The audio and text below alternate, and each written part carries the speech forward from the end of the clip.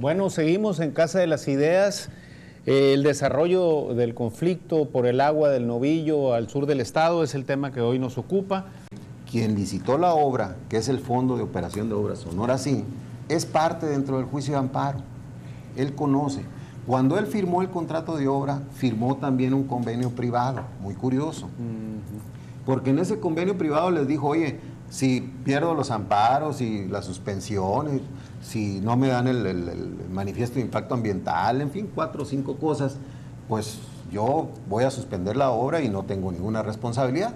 Pero eso mismo sirve para acreditar que él, a sabiendas de que estaba en estas situaciones, pues desacató la suspensión que nos habían concedido, ¿no? Es una cosa muy seria y donde no hay duda de que los siguientes pasos tendrán que ser en el sentido de que la juez obligue por los medios de apremio a que se cumpla la suspensión. Quede claro, que no quede ninguna duda en el auditorio.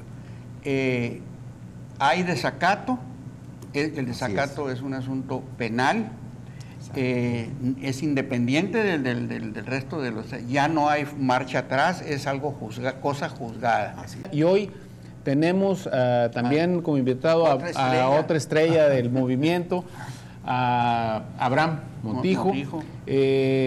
Abraham, el problema, vimos ahorita un aspecto muy importante con Eduardo, una especie de relación de lo que había sucedido.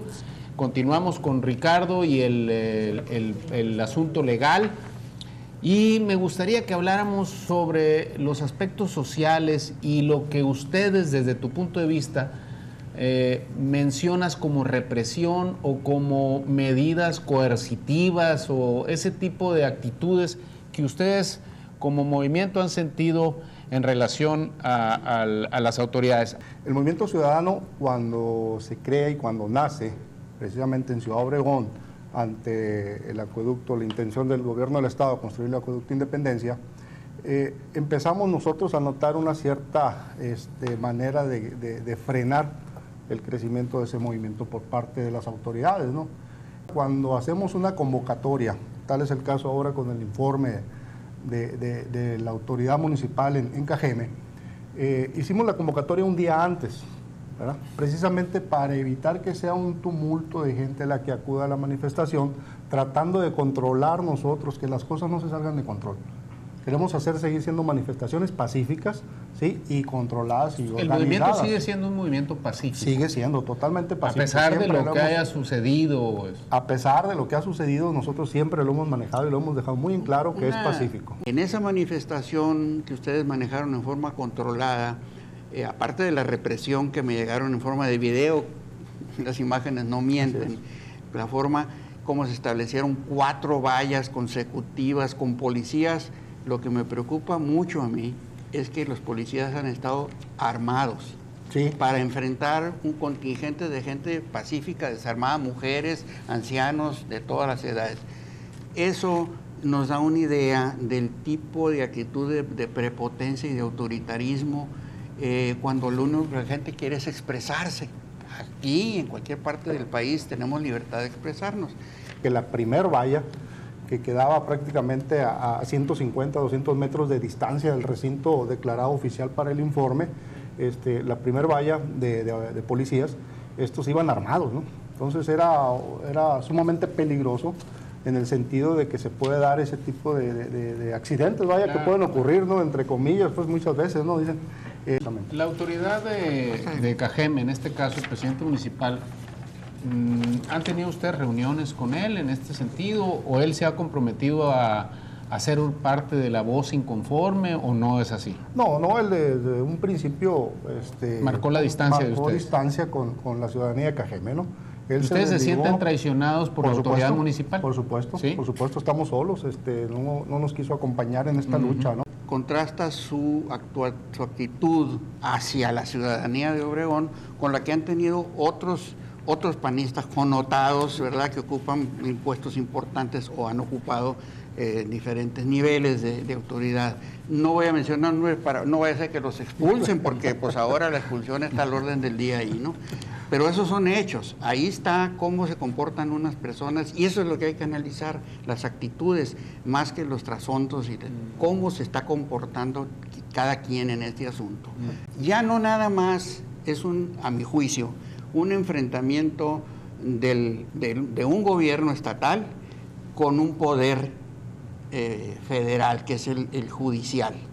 Ahora ya está involucrándose el poder legislativo, otro de los 3 poderes que son los pilares de nuestra vida institucional. Con agua, la Comisión Nacional del Agua entregó al gobierno del estado en 2 partidas los 400 millones aquellos que se habían gestionado por parte de los legisladores de Sonora, ¿verdad?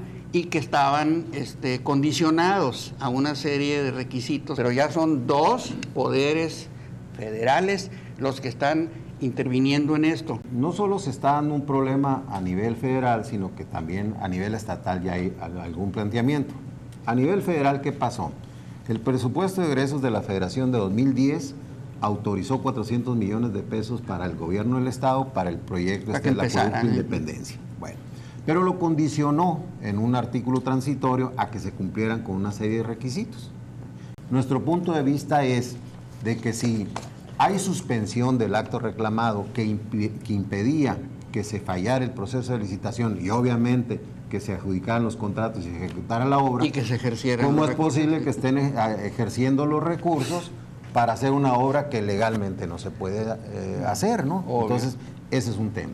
El otro tema, hacíamos verle que era absurdo que el gobierno del estado, en ese proceso de compra de derechos de riego de los pueblos ribereños de Guásabas y Granados, hayan invertido recursos públicos para comprar títulos de concesión de esos poblados que estaban vencidos de 2008 y los compran en el 2010. Entonces, ¿cómo compras un título vencido que no existe legalmente ya en el mercado? ¿Qué es lo que compras? Viento, ¿no? Y así lo ha dicho la Comisión Nacional del Agua. Pues no compraste nada. Bueno, pero sí destinaste recursos para causas que no son correctas. Eso está denunciado en el Congreso del Estado y ahora va a estar denunciado esta otra situación en el Congreso Federal. ¿Cuántas demandas han planteado ustedes? Nosotros planteamos 6 demandas, de las cuales ahorita tenemos 5 demandas en curso. Y tienen 2 suspensiones provisionales. Tenemos 3 suspensiones, 2 respecto al proceso de licitación y una respecto a los títulos de asignación. Lo que existen son suspensiones y hay desacatos, en fin, lo que hemos comentado, ¿no? Pero los procesos siguen, porque al final de cuentas se va a tener que dictar una sentencia en el fondo del amparo que está planteado. Nos conceden el amparo o nos lo niegan, que es lo que tendrá que decir el juez, y después eso será objeto de un recurso por el gobierno o por nosotros, dependiendo quién sea la parte que haya perdido, ¿no? Seguimos en Casa de las Ideas. Le voy a dar una salida a las llamadas del señor Norberto Corral, que si la de la desaladora cuesta lo mismo que el acueducto, ¿por qué el gobernador se empeña en este proyecto? Excelente participación del licenciado y los participantes del movimiento. Es lo que se ocupa que se conozca a la gente de Hermosillo. Que sí pueden invitar a los abogados del programa del Sonora, sí. Qué bueno que me hacen esta pregunta. Los hemos invitado algunas veces y no han venido. Que si Obregón es el dueño del agua de la presa del Novillo. Joaquín, un momentito. A ver. No, bueno. Esa pregunta me parece como está muy sencilla. Es una pregunta sencilla, pero muy interesante, ¿no?